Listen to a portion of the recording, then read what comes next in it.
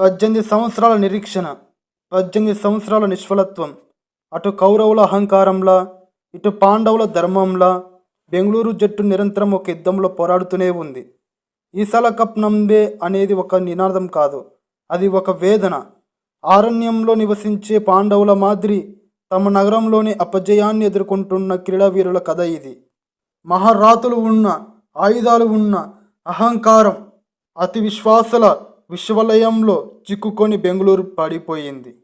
విజయం కోసం కాదు, తమ గొప్పతనం కోసం ఆడింది. కౌరవ సేనలలో ప్రతిభ ఉన్న సమిష్టి శక్తిని కోల్పోయింది. అందుకే కప్ వారి చేతికి అంది రాలేదు. అప్పుడు కృష్ణుడు వచ్చాడు, కోచ్ యాండీ ఫ్లవర్ రూపంలో మార్పును తీసుకొచ్చాడు. యుద్ధం గెలవాలంటే ఆయుధాల సంఖ్య కాదు, ధర్మం ముఖ్యమని బోధించాడు. అహంకారాన్ని విడిచి యువరాజుని ధర్మరాజుగా అంగీకరించమని సూచించాడు. ఆ మార్పు జరిగింది. రాజు త్యాగం చేశాడు. యువరాజు రాజ్యాభిషేకం జరిగింది. అప్పటి వరకు ఒంటరి యోధుడిగా ఉన్న విరాట్ ఇప్పుడు గురువుల మార్గదర్శకుడిలా మారాడు.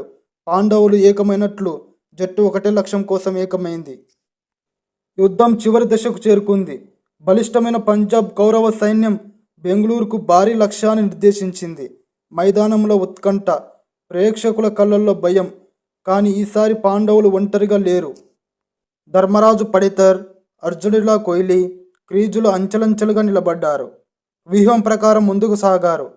ప్రతి పరుగు ఒక బాణంలా, ప్రతి బౌండరీ ఒక శంకరావంలా పంజాబ్ సేనను చీల్చింది.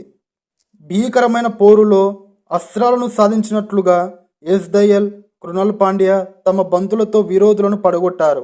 ఒకప్పుడు బౌలింగ్ బలహీనత ఈసారి బలమైంది. ఆ క్షణం వచ్చింది. 18 ఏళ్ల అజ్ఞాతవాసం ముగిసింది.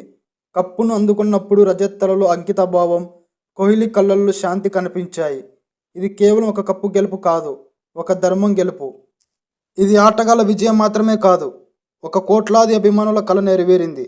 ఈసాల కప్ నమ్దే అనేది కప్పు గెలిచాం అనే ఆనందంగా మారింది. ఇది ఒక చరిత్ర, ఇది ఒక గద, ఇది బెంగళూరు సాధించిన మహా విజయం. ఈ వీడియో ట్రూ క్రికెట్ ఫ్యాన్కి అంకితం. మన వీడియో చూస్తున్నారు కానీ ఎవరు సబ్స్క్రైబ్ చేసుకోవట్లేదు. ప్లీజ్ సబ్స్క్రైబ్ చేసుకోండి. నెక్స్ట్ ఏ వీడియోతో మీ ముందుకు రావాలో కింద కామెంట్ చేయండి. Thanks for watching.